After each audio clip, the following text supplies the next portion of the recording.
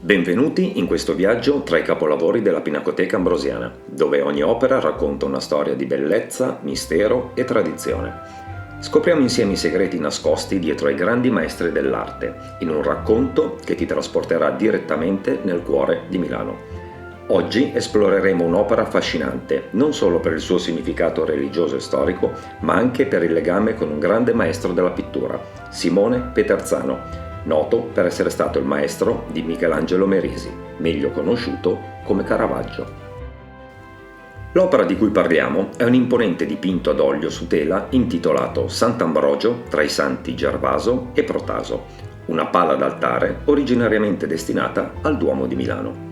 Tuttavia, il dipinto non venne mai collocato in quella sede e fu sostituito da un'altra opera, rendendo questo capolavoro un tesoro nascosto della storia artistica milanese.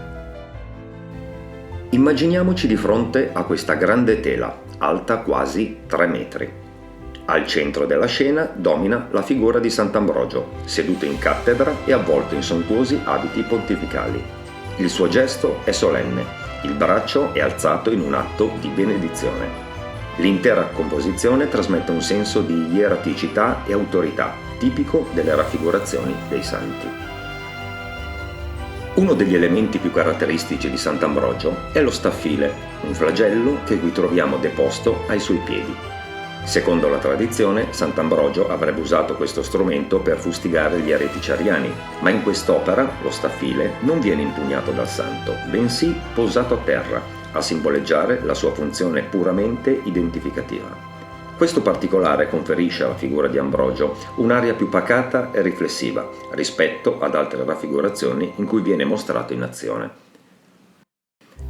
Ai lati di Ambrogio possiamo vedere due figure imponenti, i santi Gervaso e Protaso, raffigurati in abiti militari, quasi a ricordare il loro passato di soldati romani. Questi due santi sono strettamente legati alla storia di Milano e di Ambrogio stesso. Furono martirizzati nel III secolo per la loro fede cristiana e nel 386 fu proprio Sant'Ambrogio a ritrovare le loro reliquie, che vennero poi custodite nella basilica milanese che porta il suo nome. Le loro figure, ferme e vigorose, fanno da scudo protettivo al santo al centro, creando una composizione solida e bilanciata. Ma non è tutto.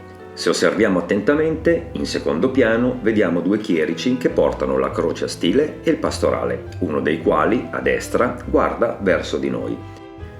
Alcuni studiosi ipotizzano che questo personaggio potrebbe essere un autoritratto dell'artista Simone Peterzano stesso. Un piccolo dettaglio che aggiunge un tocco di personalità all'opera, permettendoci di intravedere l'artista tra i protagonisti della scena sacra. Quest'opera, anche se mai esposta nel Duomo, ci offre una finestra sulla complessa iconografia legata alla storia della Chiesa milanese e sul talento di Peterzano, il maestro che avrebbe poi influenzato uno dei più grandi geni della pittura, Caravaggio. Grazie per averci accompagnato in questa nuova scoperta artistica. Se questo episodio ti ha incuriosito, non perderti gli altri dove esploreremo ancora più capolavori della Pinacoteca Ambrosiana. E ricorda, queste opere non vivono solo nei racconti. Ti invito a visitare la Pinacoteca e ammirarle dal vivo per un'esperienza indimenticabile.